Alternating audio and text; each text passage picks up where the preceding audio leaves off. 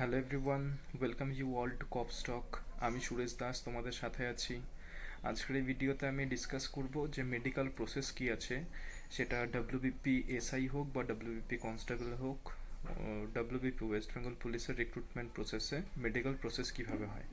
দেখো, প্রথমে আমি বলে রাখি যে ফাইনাল সিলেকশন হয়ে যাবার পরে তোমাদের যখন ডকুমেন্ট ভেরিফিকেশন চলছে, যেমন লোকাল থানা থেকে এবং ডিআইভি থেকে তোমাদের ফার্স্ট ফোন করা হবে এবং সেখান থেকে ডকুমেন্ট ভেরিফিকেশনের প্রসেস কমপ্লিট হয়ে যাওয়ার পরে তোমাদের ডিস্ট্রিক্ট পুলিশের হেডকোয়ার্টার যেখানে আছে সেখানে তোমাদেরকে পাঠানো হবে, বা কমিশনারেট এরিয়া হলে কমিশনারের অফিস যেখানে রয়েছে, হেড অফিস, সেখানে পাঠানো হবে। এবং এবার সেখান থেকে তোমাদের এমন করতে পারে সেই কমিশনারেট বা ডিস্ট্রিক্ট থেকে হয়তো নিজস্ব মেডিকেল বোর্ড গঠন করলো ডক্টরসদের নিয়ে, এবং সেখানে যা যা টেস্ট করানোর তারা করিয়ে নিল। বা এমনও হতে পারে যে নিয়ারেস্ট কোনো হসপিটাল বা মেডিকেল কলেজ যদি থাকে সেখানে তোমাদের নিয়ে যাওয়া হলো, এবং সেখানে নিয়ে গিয়ে যেসব টেস্ট করানো, যেসব ফিজিক্যাল ফিটনেস দেখার তারা নিজেরা দেখে নিল। বা এমনও হতে পারে, যেটা আমার ক্ষেত্রে আমার জেলায় হয়েছিল, যে একটা কোনো মেডিকেল কি কি টেস্ট করাতে হবে সেই একটা লিস্ট করে তোমাকে দিয়ে দেওয়া হলো, যে এই টেস্টগুলো রিপোর্ট নিয়ে তোমাকে একটা টাইম দেওয়া হলো 2 দিন বা 4 দিন, এই সময়ের মধ্যে সেই সব টেস্টের রিপোর্টগুলো নিয়ে তোমাকে ওখানে সাবমিট করতে হবে। তো এটাও হতে পারে। দেখো, সব ডিস্ট্রিক্টে কিন্তু সেম হয় না, যে আমি বিভিন্ন জেলায় বিভিন্ন কমিশনারেটে বিভিন্ন রকমভাবে হতে পারে। আমাদের সময় এমন হয়েছে এবং এখনও সেরকমই হচ্ছে, যে নেক্সট যে প্রসেসগুলো এখন চলছে। তো তোমরা এটা ভাববে না যে একরকমভাবেই কোনো সরকারি হসপিটাল বা মেডিকেল কলেজ থেকেই হবে, সেটা আলাদা রকমও হতে পারে। তাই এবার যে লিস্টগুলো তোমাকে দেওয়া হলো, যদি নিজস্ব মেডিকেল নিয়ারেস্ট মেডিকেল কলেজ বা হসপিটাল থেকে করায় বা মেডিকেল বোর্ড গঠন করে করায়, সেক্ষেত্রে তো তারা যেটা চাইবে সেসব টেস্টগুলো করিয়ে নেবে। কিন্তু যদি লিস্ট দেওয়া হলো, সেক্ষেত্রে কি করতে হবে, তুমি সেই লিস্ট নিয়ে তুমি চলে এলে। এবার নিয়ারেস্ট তোমার ওখানে কোনো ল্যাব থাকলো, বা মেডিকেল কলেজ হোক, সরকারি হসপিটাল হোক, বা প্রাইভেট কোনো নার্সিং হোম হোক, বা কোনো বাইরের কোনো ডক্টর দিয়েও তুমি সেসব টেস্টগুলো করিয়ে সেসব রিপোর্ট ওখানে নিয়ে গিয়ে কিন্তু সাবমিট করতে পারবে। এক্ষেত্রে কোনো বাধ্যবাধকতা নেই যে তোমাকে সরকারি কোনো হসপিটাল বা মেডিকেল কলেজ থেকেই করতে হবে। এটা গেল।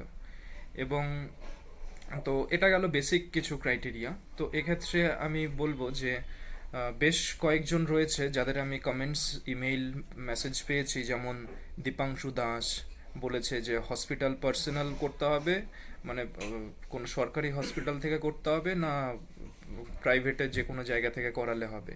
বা আবু সাইদ যেমন জানতে চেয়েছে যে আই পাওয়ার তার হাই আছে, সেক্ষেত্রে কি কোনো প্রবলেম হতে পারে।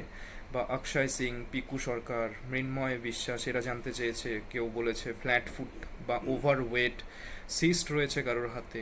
তো এসব বিষয়ে আমি বলছি, দেখো আইসাইটের যেটা অফিসিয়াল নোটিফিকেশনে তো বলা থাকে 6/6 উইথ অর উইদাউট গ্লাস লাগবে।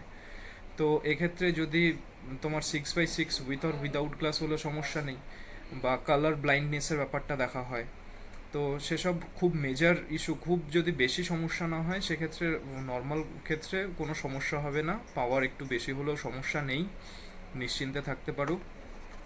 এবং যেটা ওভার ওয়েটের ব্যাপারে যে জানতে চেয়েছে পিকু সরকার, তার ক্ষেত্রে বলে রাখি যে আমি আগেই একটা ভিডিওতে বলেছিলাম, এখানে ম্যাক্সিমাম ওয়েট কিন্তু বলা নেই, মিনিমাম বলা আছে। তো কারোর ওয়েট যদি ওভার বেশি হয়, মিনিমামের চেয়ে রিকোয়ারমেন্টের থেকে অনেকটাই বেশি হয়, তাকে যেখানে আটকানো হবে সেটা হচ্ছে পিইটি বা পিএমটি টেস্ট।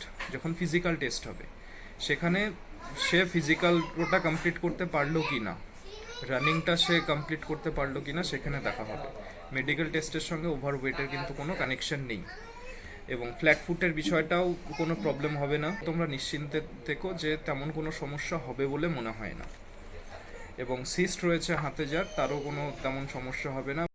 এরপরেও যদি তোমাদের কোনো কোয়ারিজ থাকে, তোমরা নিচে কমেন্ট বক্সে সেটা বলতে পারো, আমি চেষ্টা করবো সেগুলোর উত্তর দেবার। এবং নেক্সট অন্য কী বিষয়ের উপর তোমরা ভিডিও চাও সেটাও বলতে পারো। এবং খুব শীঘ্রই 2-4 দিনের মধ্যেই মেন্সের উপরে কিছু ভিডিও আসবে, এবং প্রিলিমসের বা প্রিপারেশনের বুক লিস্টের উপরে আমি আগে একটা বেসিক কিছু বুকসের কথা বলেছিলাম, এবং আবার নেক্সট ভিডিওতে আমি কিছু আরও ভালো কিছু বুকসের কথা বলবো, এবং সেটার লিঙ্কও আমি ডেসক্রিপশন বক্সে দিয়ে রাখবো। তো সবাই ভালো থেকো, সুস্থ থেকো, এবং পুজোর এই উৎসবের এই সময় সুস্থভাবে সেফলি কাটিও এবং ভালো থেকো। Thank you.